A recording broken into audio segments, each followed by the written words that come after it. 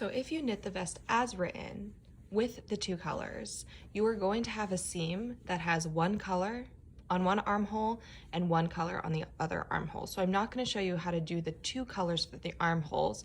What I'm going to do instead is use the dark green for the armhole here and the light green for the armhole here. But I'm not going to show you because what you're going to do for the neck is going to be the same as what you're going to do from the armhole if you're using two different colors. So I'll show you how to do it there.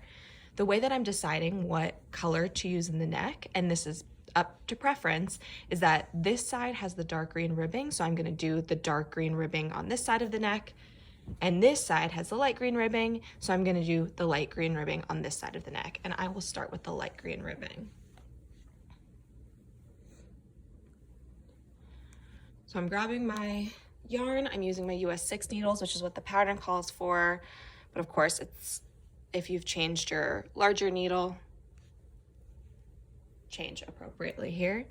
And I'm going to be picking up with my light green from the top of the left shoulder to the top of the right shoulder. I do not need to show you this whole thing. I will start here and then come back for you, but what I am doing is I'm picking up between the slip stitches, just like I said in the pattern. And this is something that is linked on the pattern as a YouTube tutorial. So there I am, picking up. And I will resume when I get to the other side.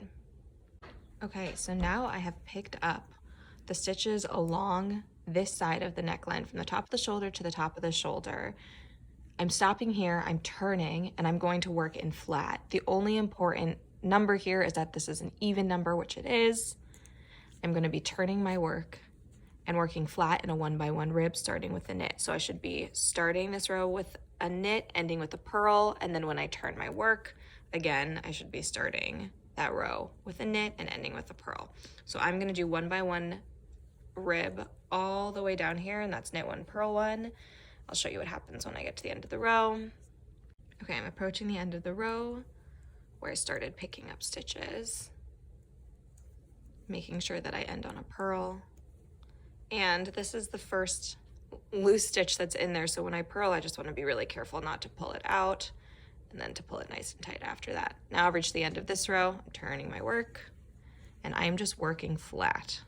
So now I'm back on the right side, starting again with the knit, and working this ribbing until it measures 1.5 inches. And I'm just gonna keep working back and forth flat until it measures 1.5 inches.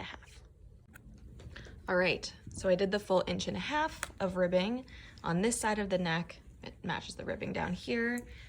I am now ready to bind off. It just so happens that I'll be binding off on the right side row, and you can bind off however you want, loosely. I've been on such a tubular bind off, Italian bind off kick, so that's what I'm gonna do. I'm gonna bind off this section and then come back to you. So I bound off this section. I'm leaving a tail. It does not need to be this long. This just happened to be, I'm always generous with my length allowances. I'm leaving a tail so I'll be able to use it for the mattress seam here. Turning my work. Now I'm at the part with the dark ribbing, and I am going to pick up here with the dark green, go all the way around just like I did with the light green until I get to this point, and I'm gonna work back and forth the exact same way. I'll show you how that looks when I'm working it. Okay, so I've picked up the stitches along this neckline, this half of the neckline, and just like with the other one, I'm going to now turn my work, start with a knit, and do knit 1, purl 1 until I reach the same height that I reached here. I will bind it off and then I will seam it together. So I have just finished these two separate halves of the collar, and now what I have left to do is to seam. I just finished binding off this half, so I'm gonna start the seam here. And I'm just going to mattress stitch up. So I'm mattress stitching using the middle bump here of the purl, or the left side bump of the purl, and I'm gonna be going through the middle of the V for this knit stitch. So I'm just doing regular old mattress stitching here. where's the middle of the V? I'm going into the middle of the V there. So here's how that looks. I'm going into the purl here, going into the knit stitch here, going into the purl here, to the knit stitch here. Just a few more because this is so short.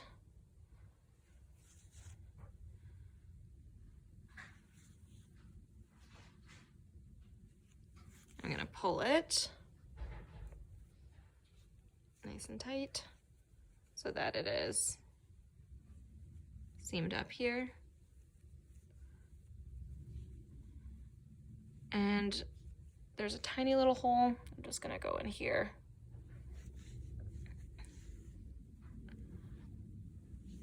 And on the other side, take the yarn that's in there, tie a knot, securing it, and I will weave in the ends after. So here's how it looks on this side. I'm gonna do the same thing on this side. And this is how it will be for the armholes as well. Exact same method. So here we have, let's see, the first purl bump is there. And the first center of the knit stitch is there. And that's what I'm gonna do all the way down, just like I did on the other side.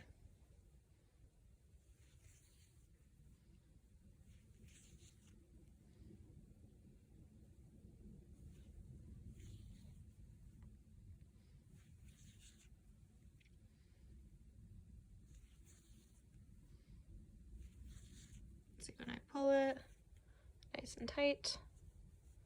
Perfect, looks great. I feel like there's a little hole here, so I'll see if I can do one more. I think that I can. Pull that, and now that hole is gone. I'm just gonna put this through here. Pull this nice and tight. So here's how it looks. And then same thing, securing this on the back side, and I'll weave in my ends. Before I do that, let me show you how it looks. Just tucking these in. Here's how the collar looks on both sides, with a seam up the middle. And then it's like this on this side, like this on that side.